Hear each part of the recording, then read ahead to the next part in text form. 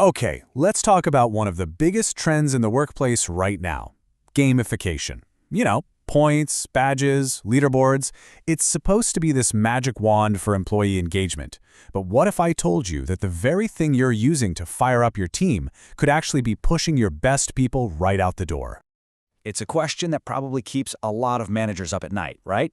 You look at your team, they seem energized, they're hitting their goals, climbing the ranks, and then boom, they're gone. You're left wondering what went wrong, but the reason might be hiding in the system itself. So here's the deal.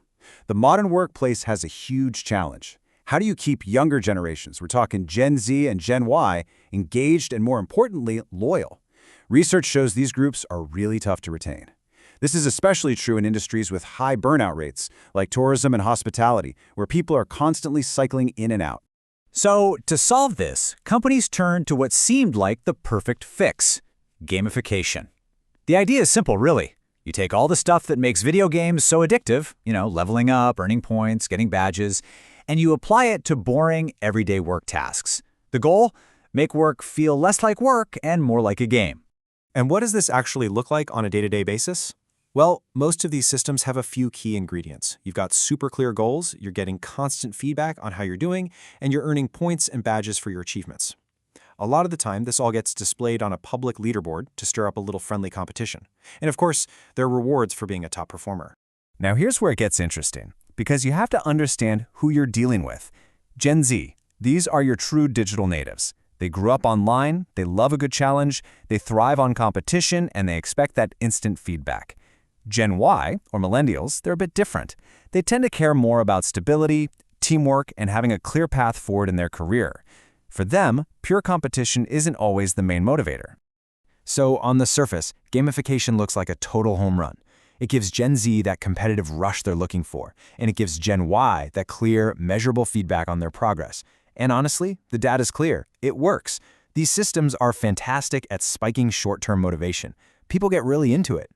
But, and this is a big but, what if this powerful tool is actually a double-edged sword?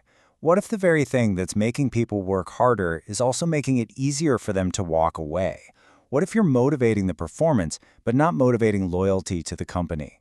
And this brings us to the gamification paradox. Researchers started noticing this really weird connection, especially in the tourism industry. The more a company relied on gamification to motivate young employees, the more likely those employees were to leave. It was cranking up performance, but it wasn't building any real, lasting loyalty. This quote from the research really just nails it. When you supercharge an employee's drive to win the game, to get the points, without tying that drive to a deeper sense of belonging to the company, well, you're basically just training a high performer who's ready to take their skills to the next company's game. And you can see how this paradox plays out differently for these two groups. For Gen Z, gamification makes them highly motivated for sure, but their loyalty is paper thin. If they don't feel a deeper why, they're out. For Gen Y, these systems can sometimes create too much pressure and unhealthy competition, causing them to burn out and look for a place with a better vibe.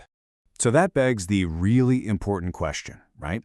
If gamification is just the gas pedal, what's the steering wheel?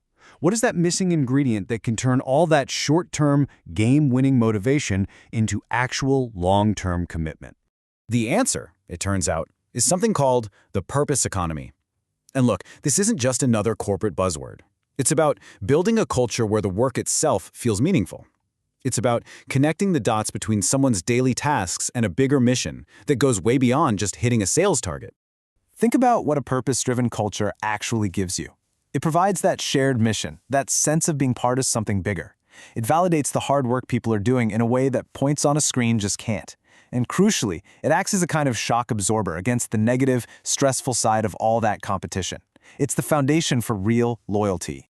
And hey, don't just take my word for it. The source material gives us two perfect real-world examples. First, a resort in Queensland. They brought in gamification, but they integrated it into their already strong, purpose-driven culture. The result? Their highest staff satisfaction scores in a decade. Meanwhile, another company just slapped on a gamification system with cheap rewards, and what happened? Their turnover went up. I mean, the lesson here couldn't be more clear. I love this analogy. Gamification is the accelerator. It will absolutely make you go faster. But purpose is the steering wheel. Without it, you're just speeding towards a cliff. You need both to actually get where you want to go. Okay, so we get it, we see the problem, we see the solution. How do we actually put this into practice? Let's walk through the new playbook for really winning over this new generation of workers. It really boils down to 4 key steps. Number 1, you have to know your people. Gen Z and Gen Y want different things. Number 2, go ahead and use gamification, but use it for what it's good at, that short-term performance boost. Number 3, and this is the most important one, anchor everything in purpose. Build a culture where people feel like their work matters. And finally, number 4, you have to blend these things together. Don't just bolt on an app and call it a day. Weave it into the fabric of your culture. So, if you remember one thing from all of this, let it be this. The future of keeping great people isn't just about making their job fun. Points and badges are cool, but they're temporary. The real secret is making their work feel like it genuinely matters. And that's the question I want to leave you with, to think about for your own team or your own company. Are you building a workplace that's just a game to be won before people move on to the next level somewhere else? Or are you building a mission that people will be inspired to join for the long haul? The answer to that question could define your entire future.